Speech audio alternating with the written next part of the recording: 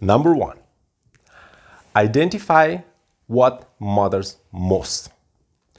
Whether it's in your work, your hobbies, your personal projects, figure out what the key tasks that yield the largest results.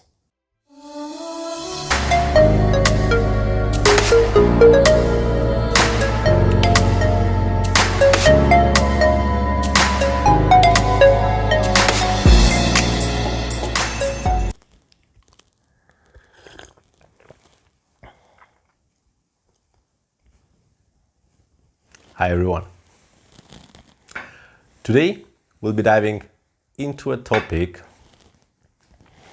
that many of us struggle with, especially in a world that demands us to be perfect.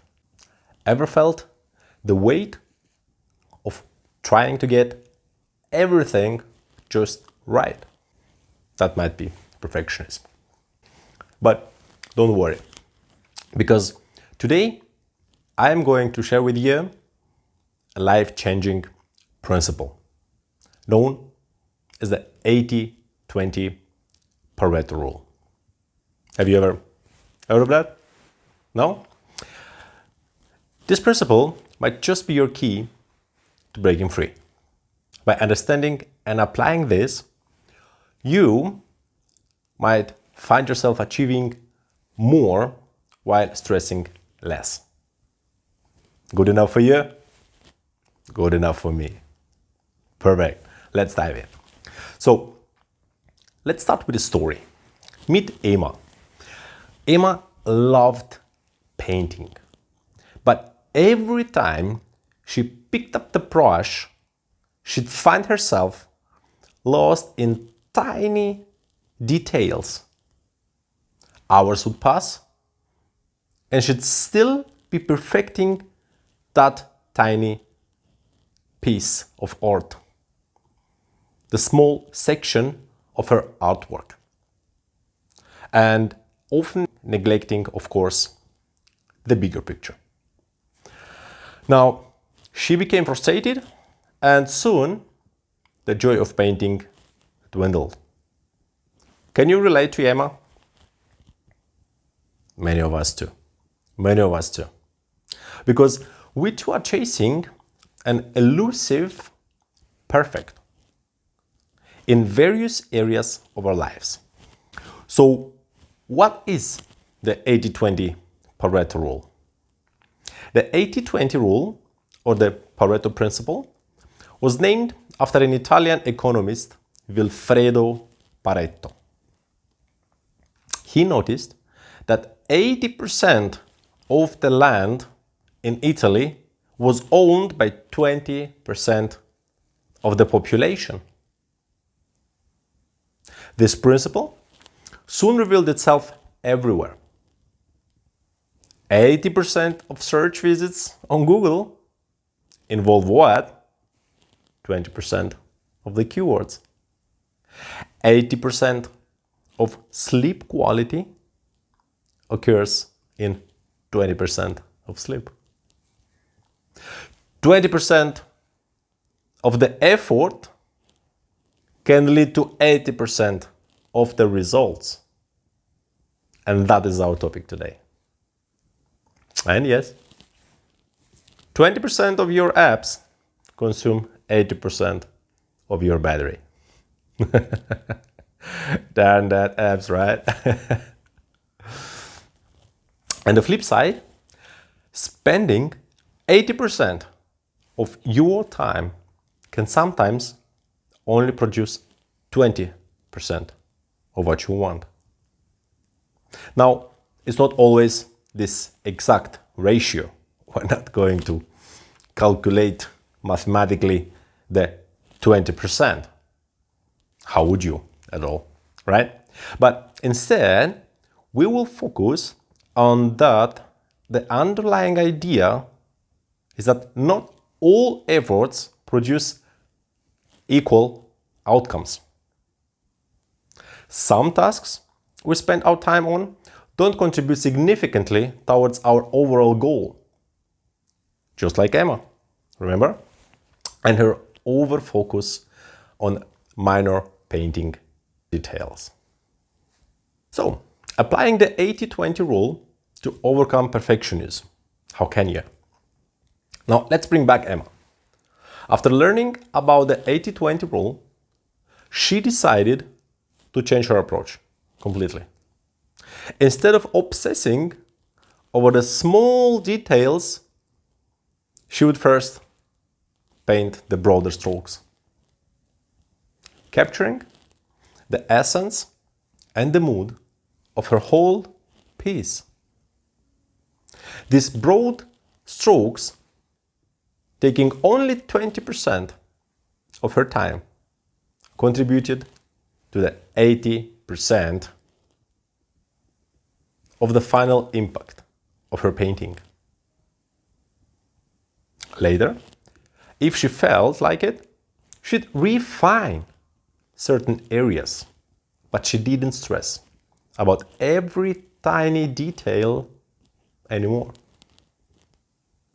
Can you feel it? Here's how can you apply it. Number 1, identify what matters most. Whether it's in your work, your hobbies, your personal projects, figure out what the key tasks that yield the largest results. What are these tasks? Number 2, prioritize. Allocate more time and energy to those impactful tasks and worry less about the minor details. Okay. Number 3, acknowledge and accept. Accept that it is okay to not be perfect. In many instances, good enough can be more effective and efficient. Now, what's the real life impact of letting go? By letting go of the need to be always perfect, every single thing to be perfect, you not only free up time, but also mental space. Just imagine completing projects faster and with less stress. Picture yourself having more time for your family, friends, or just a well-deserved rest.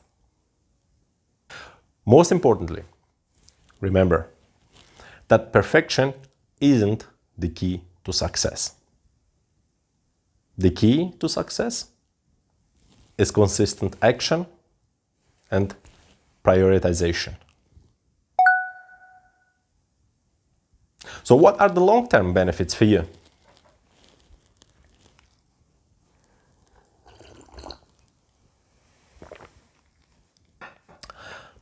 Number 1, more time. By focusing on the vital 20%, you free up a lot of time for other passions. Or, binge watching that new series. I'm joking. That should not be the target.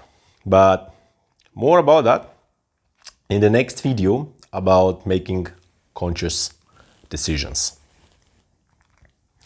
The main point is that you free up time. What you do with it, I think you know better than me. It should be efficient and productive, right? So, number 2, less stress. Say goodbye to late night perfectionist meltdowns. Trust me, your well-being will thank you. Number 3, increased creativity.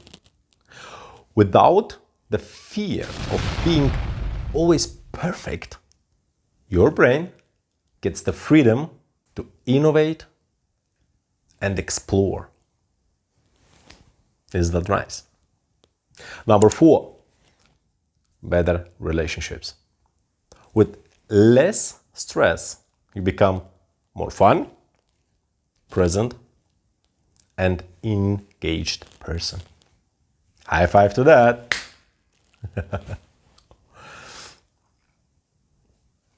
Perfect.